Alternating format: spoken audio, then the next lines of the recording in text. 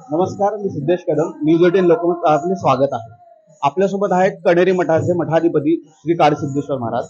आपण त्यांच्याशी बातचीत करणार आहोत.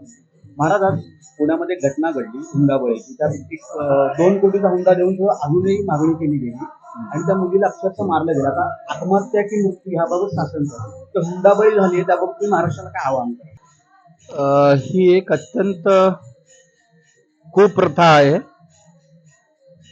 जवळजवळ ह्याला मूठ माती दिली गेलेली आहे समाजात, तरीही उच्चभ्रू समाजात राहिलेले आहे, छोट्या समाजात नाही राहिले. ज्यांच्याकडे प्रचंड संपत्ती आहे त्यांना हा घाणेरडे भूक अजूनही भागत नाहीये. पण सामान्य लोक अत्यंत कृतज्ञतेने मुली स्वीकारतात.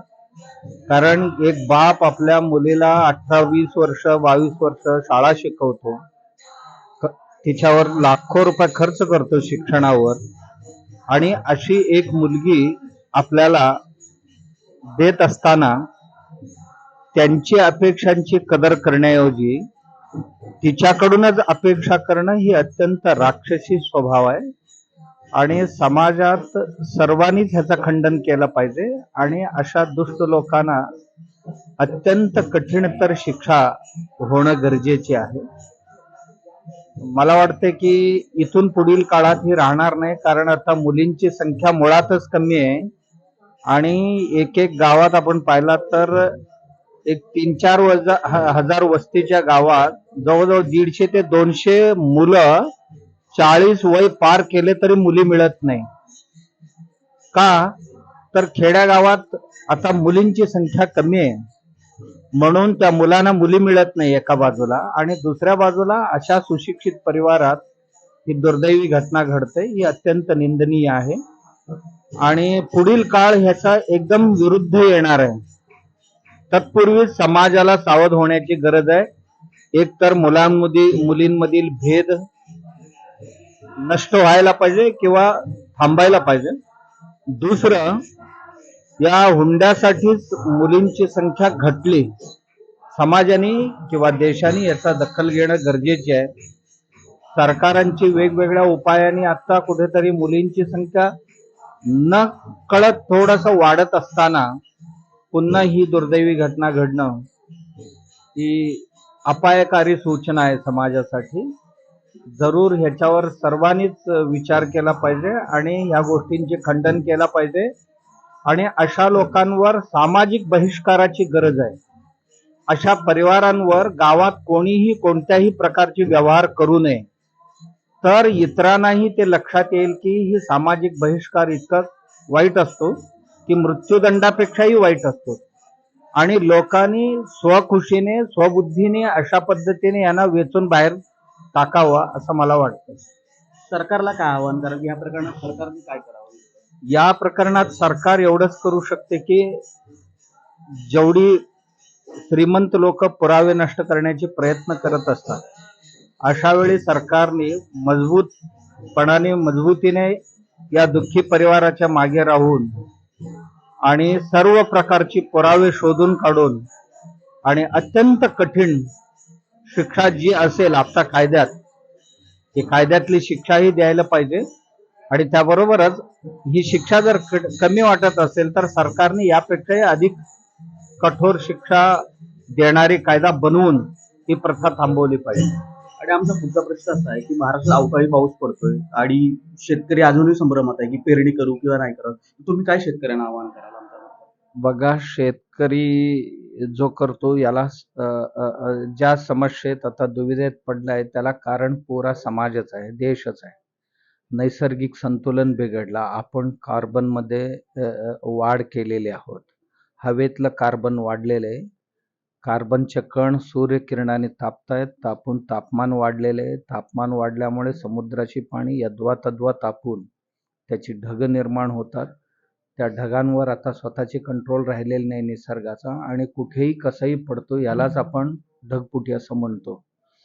आणि आम्ही जर असेच पुढे निघालो, आता ज्या मातीवर अन्याय करतो रसायन आणि प्लास्टिक आणि ड्रेनेज वॉटर ह्याच्या मार्गातनं, आणि हवेत आम्ही जेवढ्या प्रकारची अन्याय करतो आहोत आता, एकतर मोनॉक्साईड्स जे प्रत्येक घरातनं बाहेर पडते आजकाल, एशीतनं, गाडीच्या धुरातनं बाहेर पडतो, चुलीतनं बाहेर पडतो, असे आणि आणि काय काय सडवतो, कुजवतो, ह्यातनं हवा प्रदूषित होत आहे.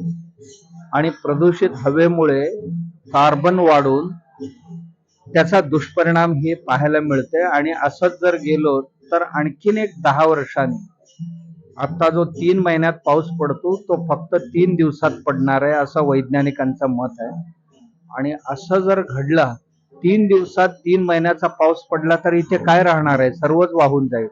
1 इंच माती तयार व्हायला 1000 वर्ष लागतात आणि जर ते एका दिवसात वाहून गेली तर 1000 वर्षाचा निसर्गाचा मेहनत संपून जाणार आहे. माणसांना खायला अन्न सुद्धा नाही मिळणार, अशी स्थिती येणार.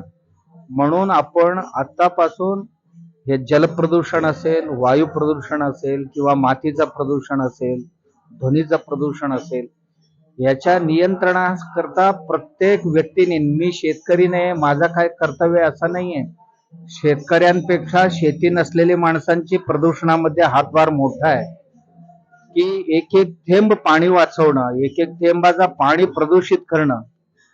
आम्ही पिण्याकरता जेवढ्या किमतीचे घेतो, ती पाणी बाहेर पडल्यानंतर त्याच्यावर ट्रीटमेंट करण्याकरता ड्रिंकिंग वॉटरपेक्षाही जादा खर्च येतो आणि एवढं होऊन सुद्धा ते शुद्ध होत नाही.